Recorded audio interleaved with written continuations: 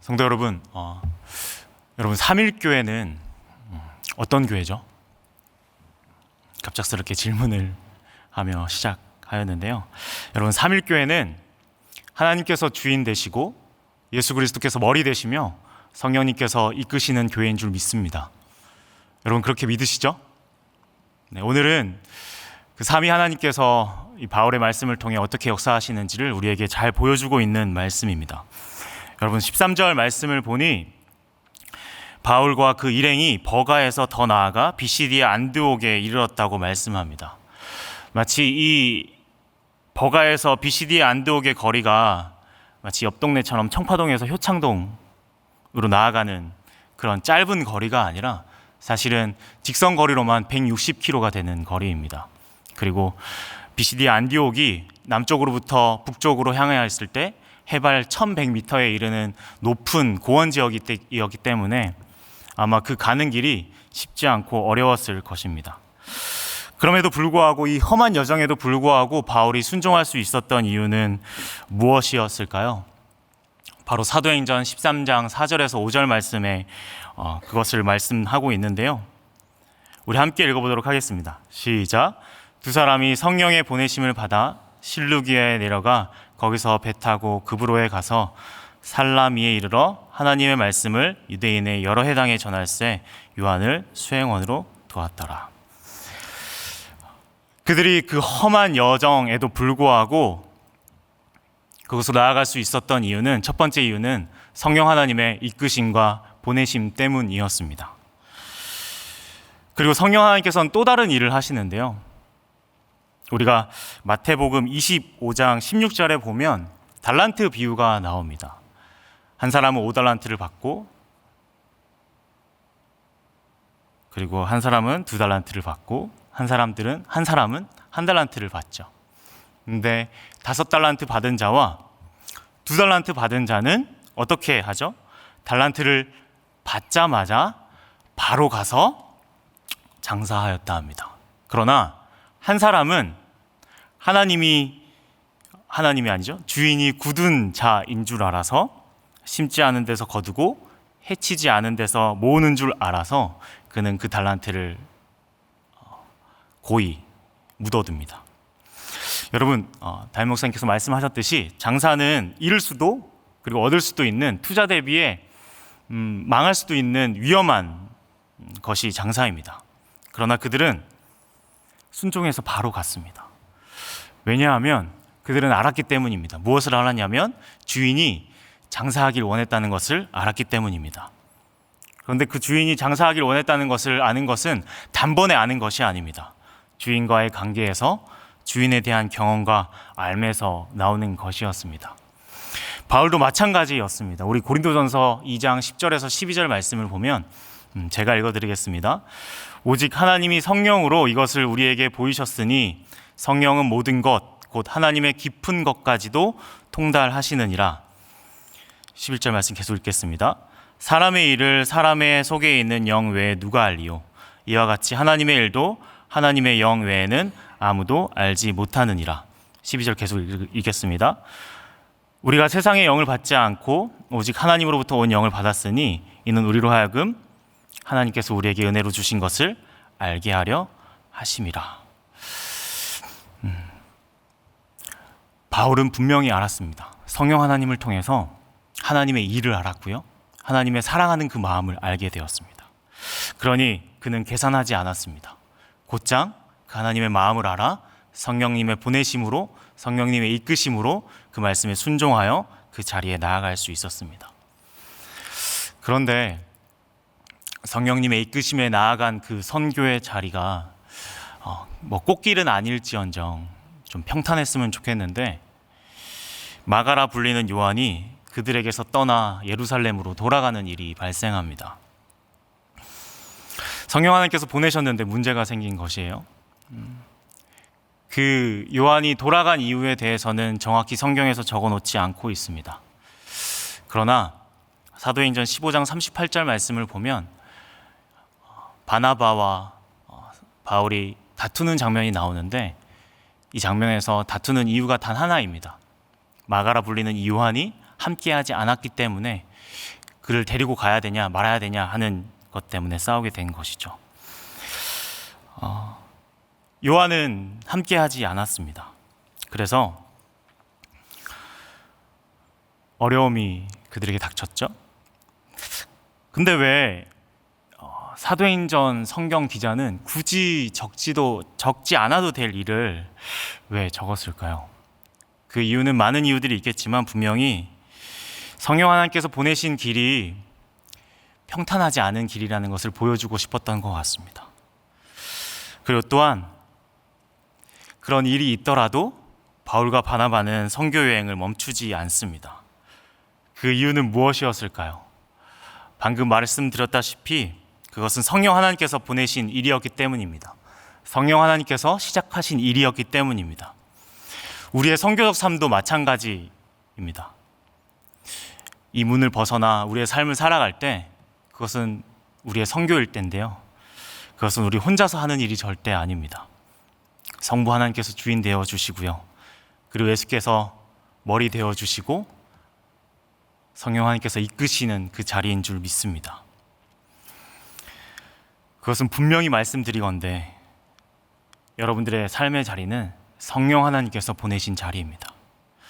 그러나 여전히 그것을 모른다면 우리는 마치 한 달란트를 받은 자처럼 하나님은 굳은 자여서 나를 피곤케 하시려고, 나를 힘들게 하시려고 보낸 자리로 생각할지도 모르겠습니다. 우리는 말씀을 통해서 바울이 왜 하나님 앞에 또 그 험한 여정에도 불구하고 순종했는지를 한 번 더 살펴보고 싶습니다. 어떤 이유 때문에 그가 나아갔는지 한 번 더 살펴보길 원하는데요. 바울과 그 일행은 BCD 안디옥에 도착하자마자 어디로 들어가냐면 회당에 들어갑니다. 회당은 성전에서 멀리 떨어진 지역에서 하나님의 말씀을 잊지 않기 위해서 하나님의 말씀을 계속해서 함께 읽고 공동체 생활을 하는 곳이 회당이었습니다. 그러니 하나님의 말씀을 전하기 위해서 그곳만큼 적실한 곳이 없었던 것이죠. 여러분, 그 13장 말씀을 우리 다시 한번 살펴보고 싶은데요. 13장 16절 말씀을 보면 바울이 일어나 손짓하며 말하고 있는데 이 손짓은 바로 그 청중들을 조용히 시키는 손짓이었습니다. 그리고는 이스라엘 사람들과 하나님을 경외하는 사람들, 즉 이방인들에게 말씀을 전하고 있습니다. 근데 그 말씀이 이렇습니다. 제가 다시 한번 읽어드릴게요.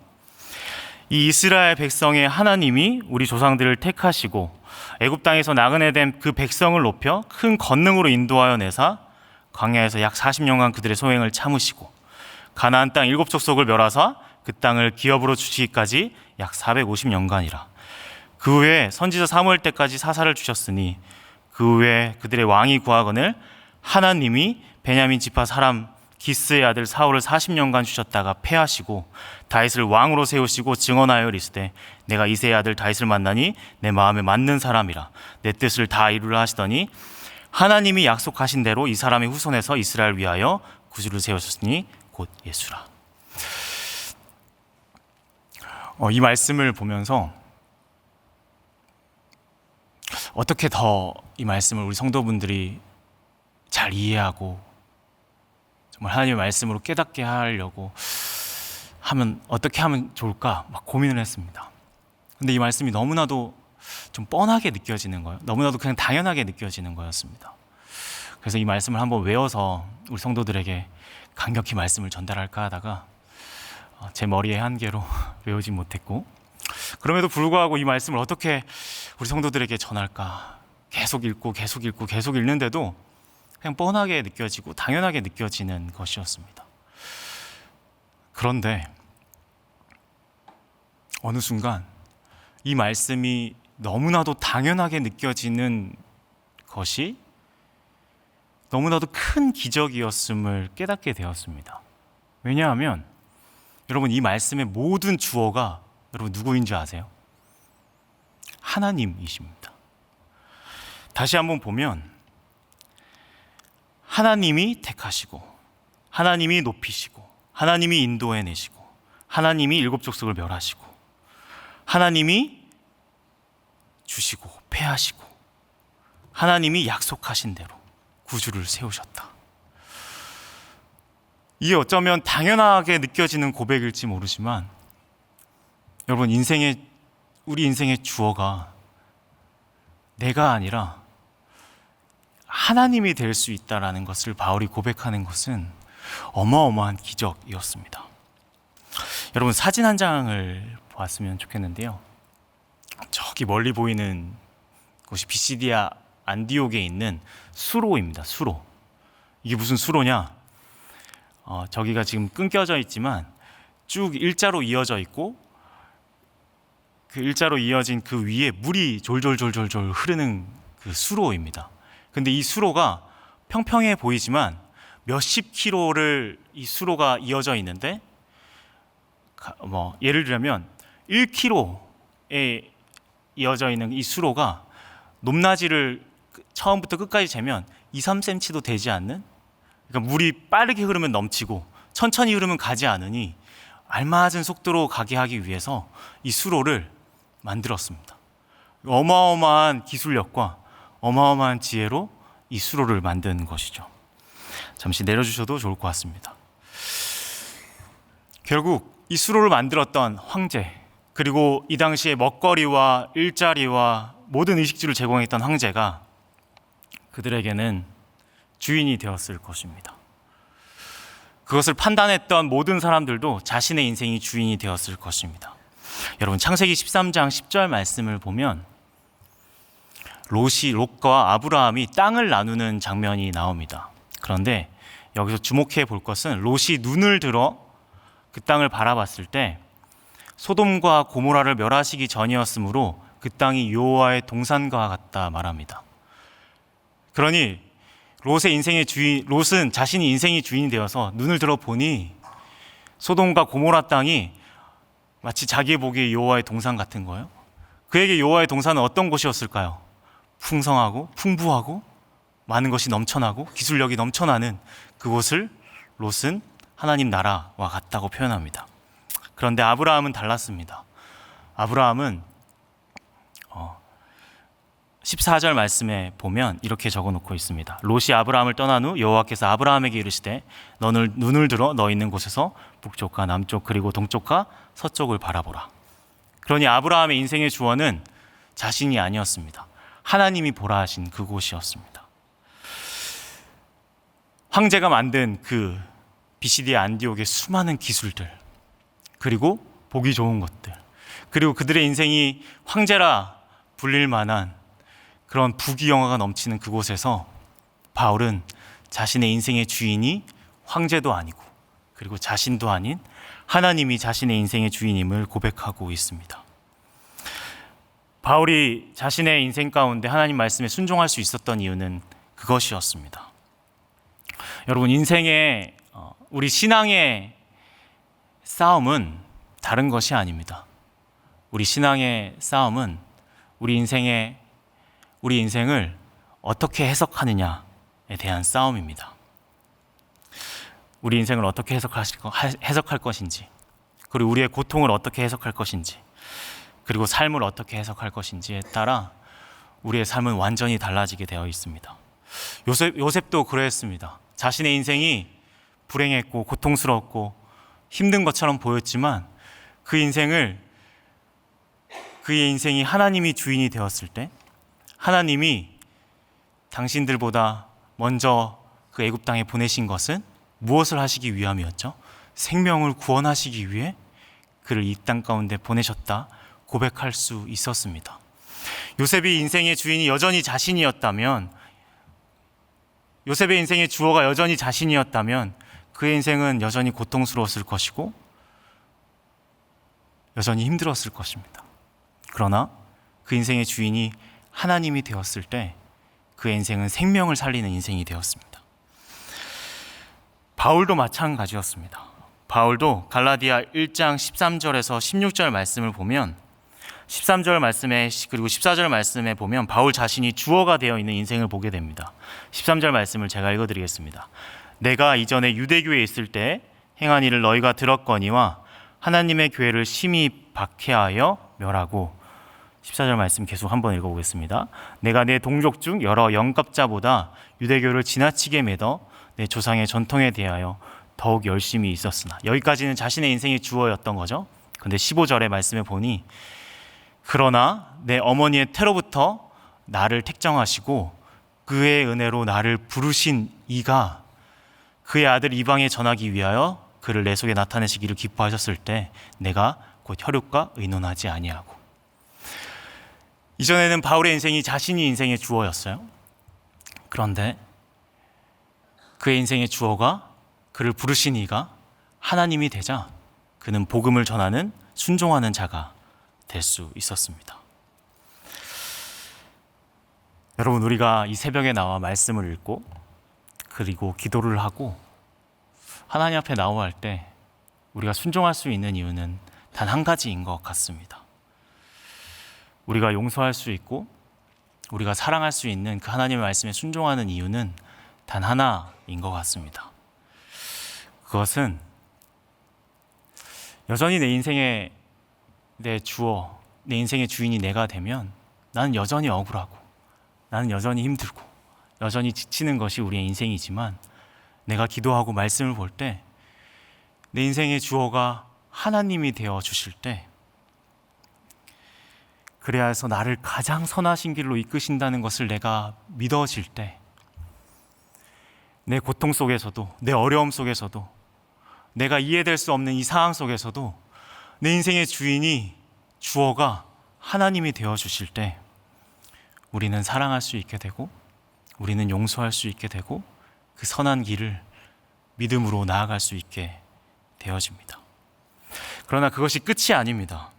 왜냐하면 내 인생의 해석이 하나님으로부터 시작할 때 내가 찾아야 할 분이 누구인지를, 내 인생의 정답, 내 인생을 해결해 주실 분이 누구인지를 오늘 이 말씀 가운데 바울은 정확하게 말씀하고 있습니다.